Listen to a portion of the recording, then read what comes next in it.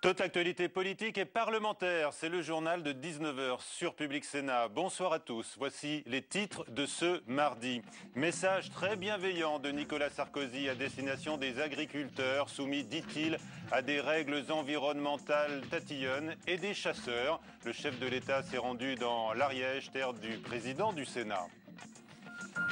Alors que François Fillon met au crédit du gouvernement d'avoir protégé les Français du mieux que nous pouvions, François Hollande et Martine Aubry se rendent ensemble, une première, à Gandrange, lieu des promesses non tenues selon le Parti socialiste. La campagne présidentielle à l'heure du sommet social de demain à l'Élysée, ce sera le face-à-face de ce 19h. La socialiste Marisol Touraine, qui suit les questions sociales pour le candidat François Hollande, et l'UMP Marc-Philippe Daubresse débattront dans un instant. Et puis, une nouvelle qui réjouira tout le monde. L'espérance de vie augmente toujours en France. 78 ans,2 pour les hommes et 84 ans,8 pour les femmes.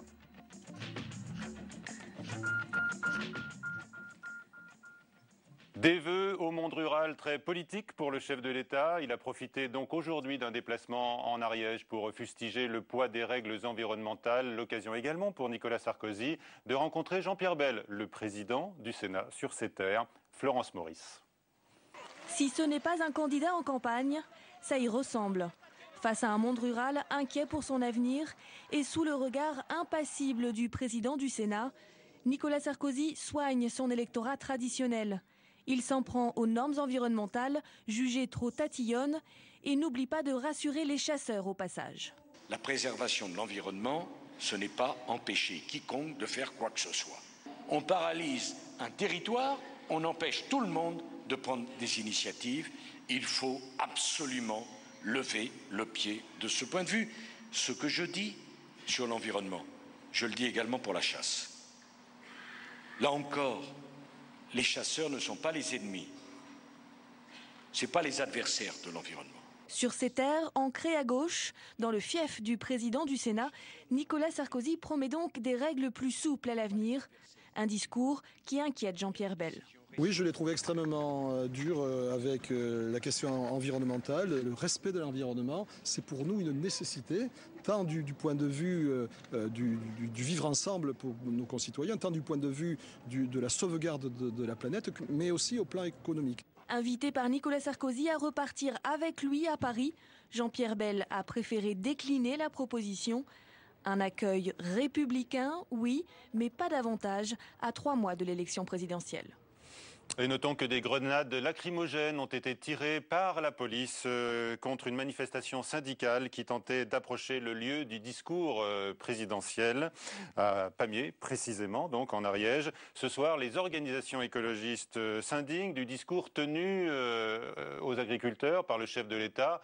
Jean-Louis Borloo, le maître d'œuvre du Grenelle de l'environnement, a réagi, lui, tout à l'heure sur Public Sénat à ces remarques du chef de l'État sur l'environnement qui rappelle le Ça commence à bien faire, lancé au Salon de l'Agriculture en 2010. Jean-Louis Borloo. Une partie de ces phrases à l'emporte-pièce. Le pacte agricole, il est forcément environnemental. Les problèmes tatillons, parce que les agriculteurs ont des sujets tatillons, ils proviennent de règles que le ministère de l'Agriculture français a acceptées et a concédées à l'Europe il y a 10 ans.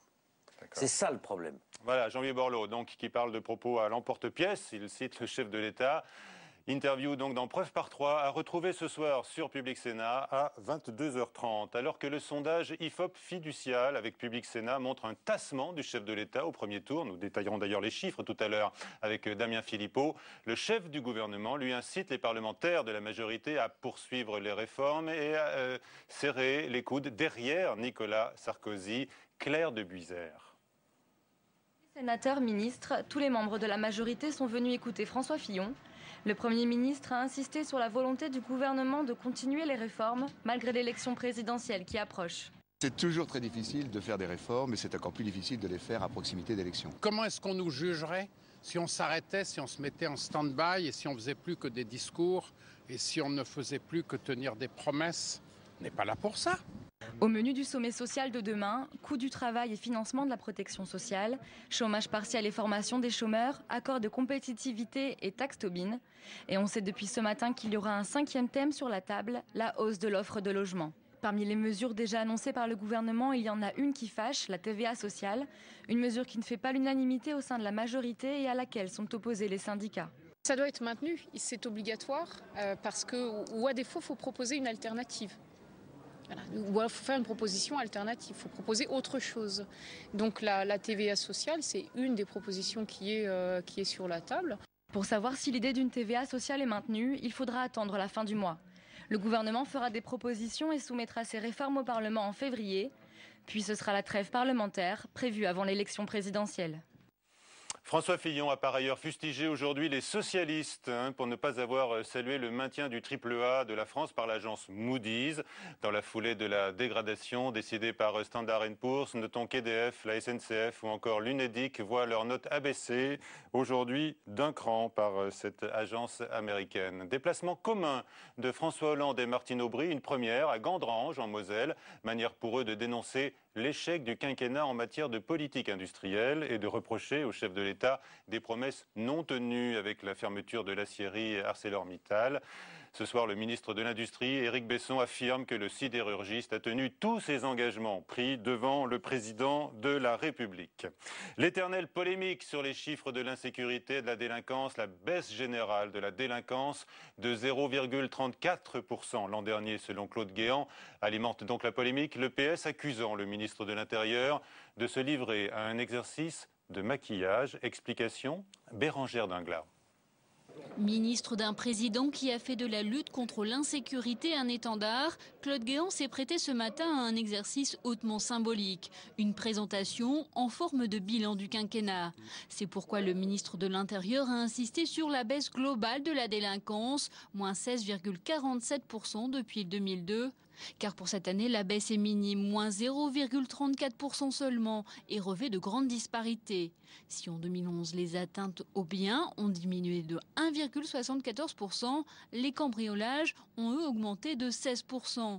Une hausse que le ministre attribue à la délinquance étrangère. Il y a une criminalité spécifique qui nous vient de l'étranger, notamment d'Europe centrale et orientale, qui intervient dans notre pays sous forme de raids et qui repart ensuite dans le pays d'origine, qui appartient à des réseaux internationaux. Ce sont des modalités criminelles qu'il est très difficile de combattre parce que ça implique plusieurs polices, plusieurs justices, plusieurs pays. De son côté, le Parti socialiste crie lui au maquillage des chiffres. François Rebsamen, le monsieur sécurité de François Hollande, estime en effet que nombre de délits comme les vols de portables ou les dégradations de véhicules ne font désormais plus l'objet de plaintes, mais de simples mains courantes. Il y a des progressions qui sont très inquiétantes. Celles qui sont faites, les violences faites aux personnes, qui ont augmenté de 22% depuis 10 ans. Les violences non crapuleuses qui ont augmenté de près de 50% depuis 10 ans. Et l'année dernière, un phénomène nouveau, les vols, les cambriolages dans les maisons d'habitation. Tandis que le PS entend créer 100 zones de sécurité prioritaires où il concentrera les moyens, le ministre explique lui qu'il est en train de remettre des policiers et des gendarmes sur tout le territoire. Après la bataille des chiffres, viendra celle des territoires. Le procureur de Nanterre, Philippe Courroy, mis en examen dans l'enquête sur les fadettes des journalistes du Monde. Il devra donc répondre à l'accusation de violation du secret des correspondances et de collecte illicite de données par un moyen frauduleux, déloyal et illicite. Philippe Courroy conteste sa mise en examen par la juge parisienne Sylvia Ziberman et a d'ailleurs déposé immédiatement des recours. La Polynésie souhaite récupérer les atolls des essais nucléaires, dont Mururoa. Le sénateur apparenté PS Richard Tuyéava a présenté aujourd'hui sa proposition de loi visant donc à cette rétrocession afin de mener, dit-il, des études et d'assurer plus de transparence sur ce sujet toujours ultra sensible. On l'écoute. Ces deux atolls, en plus du reste, il faut qu'on les restaure leur histoire. Et tant qu'on n'aura pas réglé cette question-là, on n'aura pas rempli une pièce du puzzle manquante au sein de on va dire de l'équilibre institutionnel polynésien. J'assume mes propos. Le sénateur de Polynésie interrogé par Guillaume Ullmann aujourd'hui. Le débat donc aura lieu demain au Sénat. Il s'annonce vif avec la droite sur le thème notamment du secret défense. Il y a de l'argent en France, mais il s'échappe trop facilement encore hors de nos frontières. C'est la conviction du groupe communiste du Sénat qui réclame donc la création d'une commission d'enquête sur l'évasion des capitaux. Explication d'Éric Bocquet, élu du Nord, avec Nathalie Guilbard.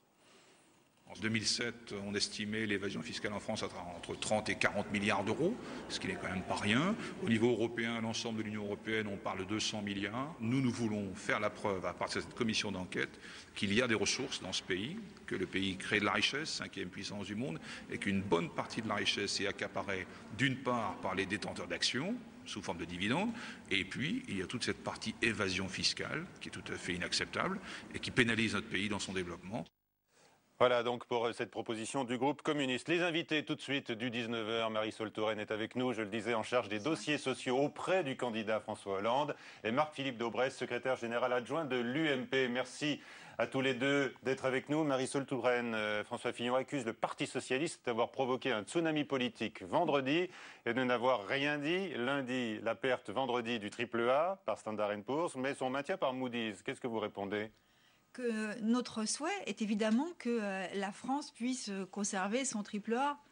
C'est une évidence. Nous ne nous réjouissons pas des mauvaises nouvelles pour notre économie et pour les salariés français. Malheureusement, l'avis de l'agence Moody's d'hier est assez pessimiste sur l'avenir de notre économie. Et quand on regarde d'ailleurs le fond de l'avis de Standard & Poor's, de l'autre agence, on s'aperçoit qu'il y a des critiques extrêmement précises qui sont faites à la conduite des affaires dans notre pays. Vous voyez un désaveu de la politique suivie par le chef de l'État ? Moi, je ne sais pas. Moi, je crois qu'il ne faut pas se mettre dans la main des agences de notation. Il ne leur appartient pas de dicter nos politiques. En revanche, nous constatons tout simplement, et les Français le constatent, que le chômage augmente, que notre économie est peu compétitive, que nous perdons des parts de marché à l'exportation. Et donc, on n'a pas besoin d'agences de notation pour voir que ça ne va pas très fort chez nous. Très bien. Vous reconnaissez donc, comme les syndicats d'ailleurs, également la CFDT notamment, que l'économie française n'est pas assez compétitive. Est-ce que c'est là l'enjeu principal du sommet social de demain? Un mot quand même sur les agences. Vous voulez réagir sur les agences? Oui, quand même. Il y a quand même eu un beau petit jeu politicien du Parti socialiste, quoi. On a une agence qui nous fait passer de AAA à AA+, ce qui est quand même pas une dégradation torride. Et elle explique d'ailleurs dans son avis que c'est essentiellement le manque de dynamique européenne qui lui pose souci. Ensuite, si, j'ai lu dans le détail. Ensuite, vous avez une seconde agence qui, elle, maintient le AAA, et une troisième qui dit qu'elle le maintiendra toute l'année sans difficulté. Et là, on n'a plus de réaction du Parti socialiste. Moi, ce que je n'ai pas compris, c'est quelle est votre position à vous, au fond? Notre position est-ce que le AAA, c'est quelque chose d'important ou est-ce que ça n'est pas important? Notre position a été donnée clairement. Que c'était un talisman, notre position a été donnée très clairement par le gouvernement et le président de la République. C'est une alerte quand une agence qui représente des marchés dit que, attention, ça peut se dégrader. Mais en même temps, il faut relativiser les choses parce que l'essentiel des reproches qui peuvent être faits sont des reproches sur les risques que l'Europe fait courir à l'économie française. Je le dis au passage parce que nous, on est conscients de cette affaire-là, vérité et courage. Si je prends Mme Aubry, là, qui est à la Grande Range avec M. Hollande, c'est ce qu'elle a fait, Mme Aubry, quand Standard & Poor's, le même, se préparait à dégrader la communauté urbaine de Lille, qui avait à l'époque 1/3 d'emprunts toxiques. Elle a viré Standard & Poor's, Mme Aubry. Elle a dit, moi, je casse le thermomètre pour pas qu'on dise que j'ai de la fièvre. Donc, un petit peu de modestie du côté du Parti socialiste. Vous savez, le sujet est de savoir si on décide de faire de l'agence de notation la référence. Et on a entendu pendant des mois et des mois, le président Sarkozy expliquer que la politique qu'il mettait en place s'expliquait par la nécessité de ne pas perdre le AAA. Donc aujourd'hui, les Français par la nécessité de ne pas aggraver notre dette. Que la politique qui a été mise en place, non seulement était injuste, mais en plus inefficace. Très bien, en tous les cas, il y a une action c'est pas ce que disent les deux autres agences. Qui est engagée par votre ami Jean-Louis Borloo, M. Daubresse. Il a retrouvé sa casquette d'ancien avocat d'affaires. Il veut porter plainte, en tous les cas, entamer une action en justice contre les agences de notation qui ont pu se tromper dans le passé, puisqu'elles n'avaient pas vu venir la crise des subprimes. Alors on parle du sommet. Du sommet. Est-ce que le sommet social, dans cette conjoncture difficile, avec malheureusement l'aggravation du chômage, ne change pas de nature. Il est question désormais de corriger les rigidités du travail en France, semble-t-il, et de retrouver la compétitivité qui manque le sommet social français. Au-delà des mesures consensuelles. Je vous rappelle, j'étais dans le gouvernement à l'époque. En 2009, quand on a eu la première crise, les conséquences de la première crise des subprimes, justement, nous avons fait un sommet social. J'y étais, moi, à l'Élysée, avec les partenaires sociaux. Et on a écouté toute une série d'avis et on a débouché sur des mesures de chômage, de travail à temps partiel plutôt que de chômage. On a réfléchi sur la formation, on a réfléchi sur l'emploi des jeunes. C'est normal que quand la crise se poursuive, on puisse consulter les partenaires sociaux. On est en période électorale qui s'annonce. Et alors, pendant ce temps-là, on ne va pas arrêter toutes les actions. Pour autant, les questions qui sont sur la table ne sont pas seulement des questions de compétitivité des entreprises, c'est important, des questions d'emploi, c'est important, mais aussi des questions de protection des salariés, sécurité sociale professionnelle et des questions de pouvoir d'achat. Et de formation également. Et j'ai envie de dire qu'il y a une sorte de consensus sur ces propositions qui se dégagent, y compris de la part du Parti socialiste qui pourrait en soutenir certaines, mais il y a quand même un point d'achoppement, Madame. Non, mais il y en a plusieurs. D'abord, je voudrais revenir les réformes de structure. Sur le principe même de ce sommet.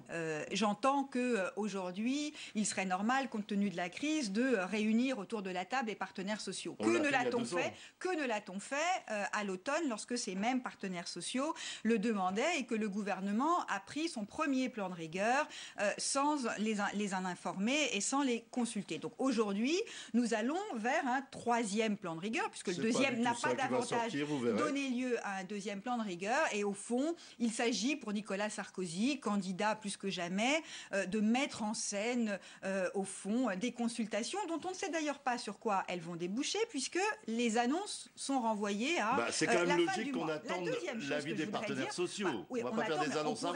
On pourrait apprendre des choses demain soir. Ça, c'est la méthode de Martine Aubry, c'est pas la méthode de Sarkozy. La deuxième chose, c'est que des mesures de fond structurelles qui viennent bouleverser notre paysage social. À quelques semaines d'une élection majeure, c'est quand même absolument invraisemblable. Qu'est-ce que vous redoutez comme bouleversement ? Mettre en place une éventuelle TVA, une hausse de TVA pour financer la protection sociale, alors que ça n'est pas la façon dont est financée aujourd'hui la sécurité sociale. Que les Français en décident à l'occasion de la prochaine élection. Modifier la façon dont va se définir le contrat de travail, c'est ce qu'on appelle l'accord compétitivité-emploi, d'un mot un peu compliqué, mais qui en réalité veut dire que on donnera la possibilité on ne donnerait plus la possibilité aux salariés de s'opposer à un changement de son contrat de travail. Ça, c'est quand même un changement des garanties pour l'emploi. Majeur. Écoutez, des garanties pour l'emploi, on n'en sait rien. Les exemples qu'il y a eu, les exemples, parce que ça s'est déjà fait en France, n'ont pas été extrêmement concluants. Ça s'est déjà fait en Allemagne avec les garanties. Il y a une différence très grande entre la France et l'Allemagne. C'est qu'en Allemagne, ce qui va être proposé, ça va être directement inspiré de ce qui se passe. Vous avez beaucoup d'informations, mais il faut nous les donner. C'est qu'en Allemagne, les syndicats sont copartenaires de la décision dans l'entreprise. Et donc, basculer vers un système de codécision au sein de l'entreprise, c'est un bouleversement complet qui mérite que l'on y réfléchisse, mais qui mérite à ce moment-là un peu plus qu'un sommet d'une demi-journée. Si je peux dire un mot sur la TVA sociale, on voit bien que du côté du Parti socialiste, on n'a pas envie que ce sommet réussisse ou que ce sommet débouche sur un certain nombre de mesures qui puissent protéger un peu plus les salariés. Pourtant, il y a des urgences qui se profilent. Bon. Deuxième point, la TVA sociale. Je lis le sondage. Est-ce que la TVA sociale va améliorer le sort des salariés ? Réponse non. Forcément, telle qu'elle a été présentée sur la plupart des télé. Vous citez la question internaute du Nouvel Obs, qui est le partenaire du 19h. On va découvrir les réponses. Vous savez qu'il y a plusieurs types de TVA sociale. Il y a des TVA qui, on prend... Donc c'est sur l'ensemble des habitants de la France, les retraités, les inactifs et les actifs, pour qu'on puisse favoriser le travail, il y a deux manières de faire. Il y a une manière où on baisse les cotisations patronales pour améliorer la compétitivité, puis il y a une manière que je soutiens, j'ai même fait une tribune dans la presse là-dessus, pour qu'on baisse les charges salariales. Et dans ce cas-là, je vous donne un exemple. Si on faisait toute la TVA sur les charges salariales, on augmenterait la fiche de paye du salarié de plus 4%. Il ne le sait pas, le salarié. Écoutez, ça. Bon, je ne dis pas qu'on va faire ça, mais je dis simplement... Oui, vous ne dites pas que vous allez faire ça parce que vous n'allez pas le faire. Je dis simplement que vous verrez... C'est une augmentation de la TVA. Moi, j'ai vu le président de la République il y a quelques jours, en tête-à-tête, donc on a pu parler de certains sujets sociaux. Il vous a rassuré sur quel point précis? Le président de la République m'a dit qu'il allait être très à l'écoute de ce qu'allaient dire les partenaires sociaux. Et vous verrez ils n'en veulent pas de la TVA sociale. François Chérec dit effectivement aujourd'hui, ça correspond à un troisième plan de rigueur. Monsieur Van Kreines de la CGC dit que lui, il est favorable dans certaines conditions. Dans certaines conditions très particulières. Écoutez, les organisations... Au lieu de caricaturer les trucs, attendez de voir ce qui va se dire. Et attendez de voir ce que le président de la République... Attendez de voir ce que le président de la République va proposer. Parce qu'il va tenir compte de l'avis des partenaires sociaux. Et on ne l'interrompt plus. Nous avons là un sommet qui est une caricature. De mise en scène théâtrale pour donner le sentiment qu'on essaye de réagir à une situation de crise à quelques semaines d'une élection. Et la vérité, c'est que non, ça ne nous embête pas. Ce que nous souhaiterions, c'est qu'il y ait des mesures immédiates, concrètes, qui permettent de répondre aux besoins des salariés. Or, toute la politique que vous avez menée et que vous avez soutenue en étant au gouvernement ou en étant parlementaire est une politique qui a visé à faire des cadeaux à une petite minorité de privilégiés. Et donc aujourd'hui, le résultat aujourd'hui, c'est qu'on demande à tous les Français, les Français modestes, les catégories moyennes, de se serrer la ceinture avec une hausse de TVA c'est un cadeau à une minorité de privilégiés. Ces cadeaux-là. Quel est le rapport entre le bouclier fiscal? Non mais attendez.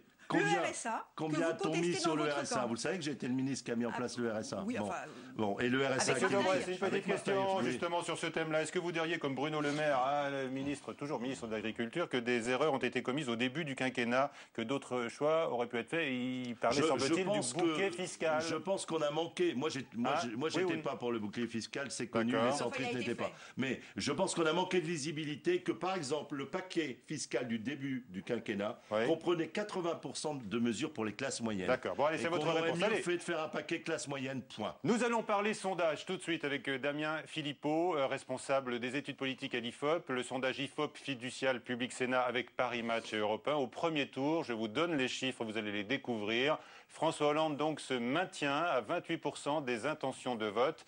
Nicolas Sarkozy, lui, se tasse, il perd 2 points et devance Marine Le Pen qui en gagne 1 de 4 points seulement.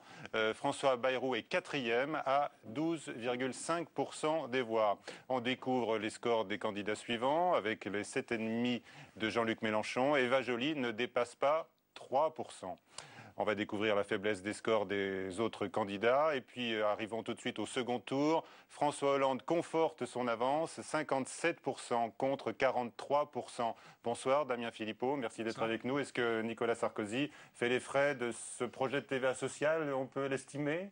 Alors Nicolas Sarkozy avait connu un léger mieux à la rentrée, puisqu'on avait mesuré une hausse à 26% des intentions de vote lors de notre sondage réalisé juste après ses vœux télévisés. Et il est vrai que depuis, on observe un recul à 24%, moins 2 points en à peu près une semaine, sachant que effectivement la TVA sociale est un point qui est très mal passé dans l'opinion et qu'on peut considérer que ça fait partie des éléments qui expliquent cette baisse dans les sondages. Est-ce que pour vous, la présidentielle s'annonce comme un jeu à 3, voire à 4 ?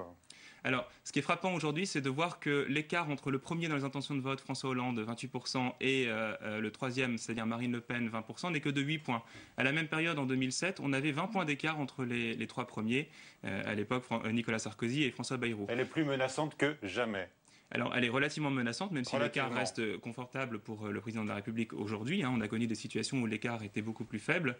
Il ne faut pas oublier évidemment aussi la percée de François Bayrou, qui, depuis son entrée en campagne début décembre, progresse régulièrement dans les intentions de vote et aujourd'hui se hisse à 12,5% dans notre enquête.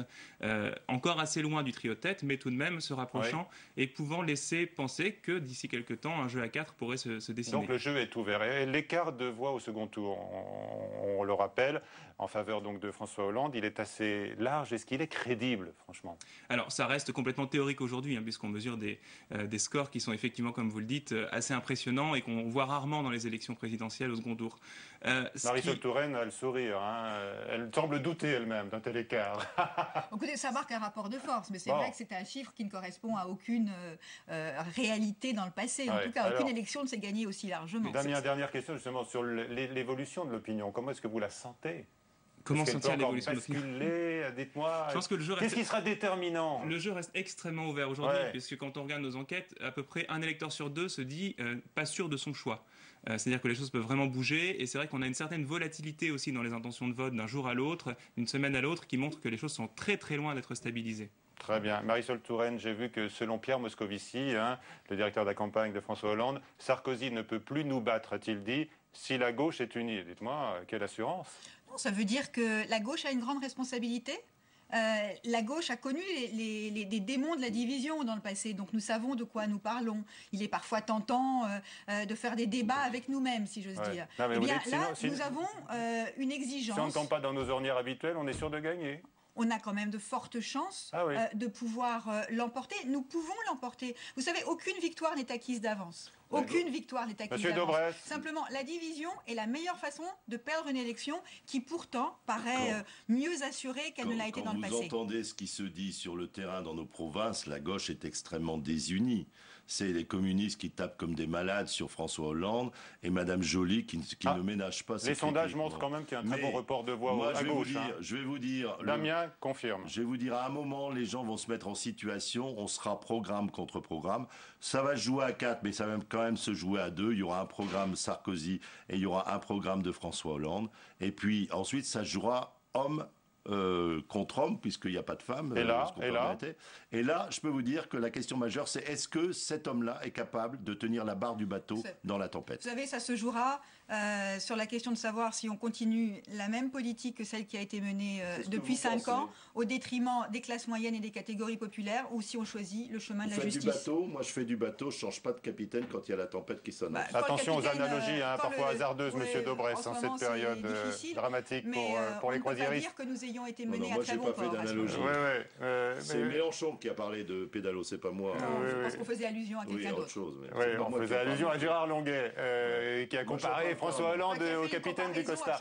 Madame Touraine, quand même, Monsieur Dobrès, il a eu tort de le dire. Il a regretté lui-même. Mais Monsieur Dobrès parle de la dimension personnelle du candidat. Et là, il a la capacité. Qu'est-ce que vous dites là-dessus? Écoutez, moi, je ne sais pas. Quelle est la dimension personnelle d'un président qui a changé de pied? François Hollande, c'est un danseur de tango. Il a changé. On a compté 8 fois d'avis sur 8 sujets essentiels. C'est un danseur de tango pour moi. C'est pas un capitaine. Nicolas Sarkozy est l'homme de toutes les agitations, est l'homme de tous les changements de politique, qui dit oui un jour et non le lendemain. Moi, je crois que pour sortir de la crise, nous avons besoin de stabilité, de cohérence et d'un cap qui soit clairement affirmé. Très bien, merci. C'est fini. Merci à tous et à tous trois d'avoir participé à cette édition du 19h à 22h. Vous retrouverez sur Public Sénat Sonia Mabrouk, Doc à Doc. C'est à suivre maintenant sur la chaîne parlementaire Assemblée nationale. Bonsoir.